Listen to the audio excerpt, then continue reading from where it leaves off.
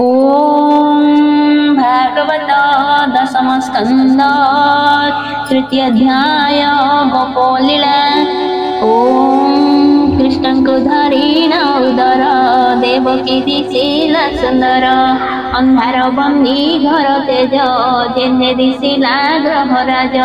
देवकी गर्भवास कथा शुणी पाइला कंस व्यथा भय चकित छन छन मिलिला देवकी भुवन सात कबाट फिटाइला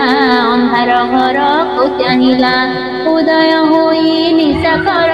जेने ना सही तम घर देखी चकित कंस मनी भाड़ी बलई दिव्य ज्ञाने निश्चय होइला मरण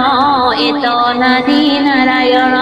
गर्भे विजय कलासी मोर काल दंड फासी।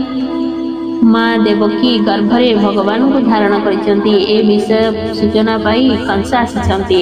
एवं कंस जेते बेले सात कबाट खोली चाहि दैछंती सेते बेले दिव्य आलोक रे घर पूरा आलोकित हो जाइछि। एहा देखि कंस विचार करुछंती अष्टम गर्भरे भगवान जन्म नेबे एवं मोर मरण निकट होई आसिला देव जीवन नासी बये मोर देवकी बड़ सुंदर ए जेते गर्भ प्रसविला एमंत थरे न दिसिला कि बुद्धि करी बई आज मरी न करी बई कार्य हस्तरे अछि मो उपाय छाड़िले न पारि विधय देवकी पकाई बिमारी गर्भ नासी पेट चिरी पुणी विचारू अछि मने ए काम करी केसने जीवन पाई एड़े पाप करी पाइबे मने ताप जीव मरणे सुख नाही नरके पड़ी बिना जाई पापर मध्यरे प्रमाद स्त्री गर्भिणी शिशुवध पापक मध्यरे सर्व पाप होची गर्भिणी स्त्री शिशुवध एपरी पाप मु किपरि अटकीबी बोली से विचार करुछंती। एतिनी कर्म जे करंती जीवन थाऊ से मरती स्त्री गर्भिणी व शिशुवध ए तीन पाप जे करंती जीवन थाऊ थाऊ से मरण पाइथांती। इहल करे अपजस मले नरके परवेश एमंत मनी विचारिला खड़ग घेनी बाहुड़िला मिलिला निज पुरे जाई भालई चौदिग चाही हरिकी कला महाभय क्षण क्षण के महाकाय आसने शयने भजने स्नाने विहार जलपाने बणाइछंती जेने हरि कंपई महाभय करी वृक्ष कानन देशगिरी सर्वमणई नरहरि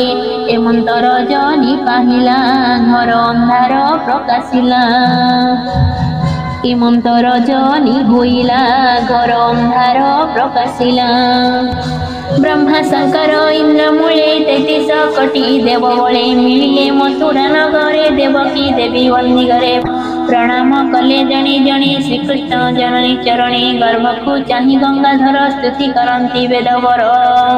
बासव आदि दिगपति जे जहाँ मते कले स्तुति आपरी अछु तिनि सत्य देह बनी परमार्थ जय गोविंद दामोदर सत्य वचन स्वामी तर सत्य ब्रह्मा को कलु जात सत्य स्वरूप तु अच्युत सत्य तु पाळु वसुंधरी तर भियाण नरहरि तर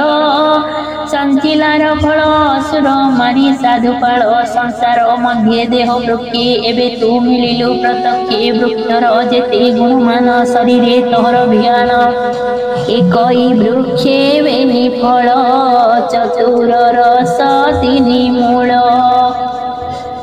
पंचशी कड़ तले गंठी आत्मा इहार सड़गटी सात कबक देहे जोड़ी अष्टम डाले छंती बेड़ी गंठी स्वभावे नव नेत्र विस्तार नित्य 10 पत्र उपरे छंती बेनी पक्षी एमंत वृक्ष देह लखी मुनि कहंती राय शुण देहे कहिबा वृक्ष गुण वृक्षर प्राय देह एक फल जोड़िए दुख देख सुख तामस राज सत्वगुण एहार मूलटी प्रमाण धर्म संपद काम मोक्ष एहार रसटी प्रत्यक्ष शबद रूप रसगंध पवन पंचमूल कंद। शास्त्र कही जे एई संसार हेउची गोटे अलट वृक्ष सेमिति एई शरीर मध्य गोटे वृक्ष ए देह को वृक्ष समान तुलना करिसंती फल जड़िए गोटे दुख अन्यटी सुख एवं सत्व रज तामस एई तीन हेउची मूल धर्म संपद काम मोक्ष एहार रसटी प्रत्यक्ष एई धर्म काम ओ मोक्ष एवं संपद एहार रस जन्म हुईन देह बही बालुत रूप से बड़ई तरुण वृद्ध पुण मृत्यु एहार आत्मा सड़ हेतु चर्म ससीण मांस मेद हाड़ मजरे धातु छंद शपथ बकल एहार मुहिक मुनि कहंती ज्ञान सार शपथ बकल एहार मुनि कहंती ज्ञान सार भुजल अनल समीर खमन बुद्धि अहंकार ए अष्ट डालटी एहार नवम चक्षु नवद्वार दश इंद्रिय पत्र लेखी जीव परम बेनी पक्षी एवंत वृक्ष रूप हुई भारानी बारी रखमही जगत तरत जात सृष्टि पालन Jagannath. Like subscribe and share. जय जगन्नाथ।